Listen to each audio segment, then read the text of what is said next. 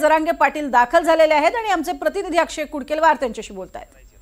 तर त्यांनी कसं यशस्वी व्हायचं हे शिकण्यासाठी मी आलोय, कारण आम्ही आता ठरवलं जवळपास 1 कोटीच्या आसपास समाज एकत्र करायचा आणि आपण गोरगरिबांना व्यवसायाकडे वळायचं।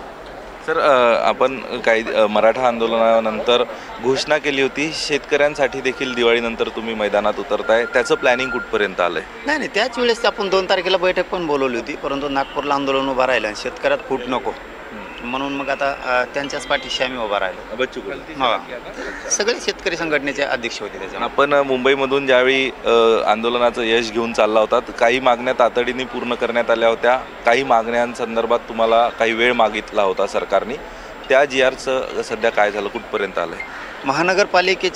नगरपालिकेच्या निवडणुका झाल्या की लगेच पश्चिम महाराष्ट्र जो आपल्या सातारा संस्थांचा आणि पुणे गॅझेटियरचा औंध आणि बॉम्बे गव्हर्नमेंटचं हे गॅझेटियरचे GR काढू म्हणून सांगितलेलं आहे। बघूयात, नगरपालिका होतीच। आम्ही लोकसभा विधानसभा निवडणुकीमध्ये मनोज जरांगे पाटील यांची भूमिका फार महत्त्वाची ठरत होती। आता राज्यभरात आपण बघतोय स्थानिक स्वराज्य संस्थांच्या निवडणुका आहे, येत्या काळात महानगरपालिका देखील लागणार आहे, तुम्ही जाणार आहात प्रचारासाठी? नाही, कारण ह्या स्थानिकच्या आहेत आणि गाव लेवलच्या, तिथं दोन्ही चारही बाजू उभा राहिलेले आमचेच लोक आहेत।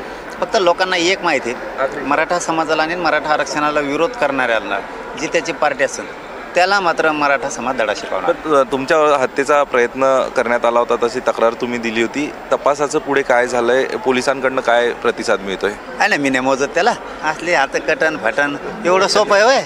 हे तर म्हणा तू मोकळा आहे ना, मी पटकन इकडे। तपास कुठपर्यंत आला? नाही विचारलं मी नाही विचारलं माझ्यासोबत। आपण बघतो या सगळ्या संदर्भात मनोज जरांगे पाटील यांच्या माध्यमातून आज मुंबईमध्ये कार्यक्रमाला हजेरी लावण्यात येत आहे आणि एकूण उद्योजक कसे घडवायचे या सगळ्याचं मार्गदर्शन ते मराठा बिझनेस कॉन्क्लेव्हच्या माध्यमातून घेणार आहे। कॅमेरा पर्सन जितेंद्र वाघमारेसह Akshay Kudkelwar, NDTV Marathi, Mumbai. Maratha business conclave सुरू होते आणि त्यासाठी मनोज जरांगे पाटील हे दाखल झालेले आहेत मुंबईमध्ये आणि यावेळेला त्यांनी काही महत्त्वाच्या मुद्द्यांवरती भाष्य केलेलं आहे। कोणत्याही निवडणुकीच्या प्रचाराला जाणार नाही, आपल्याच सगळीकडे लोक उभे आहेत असे त्यांनी म्हटले।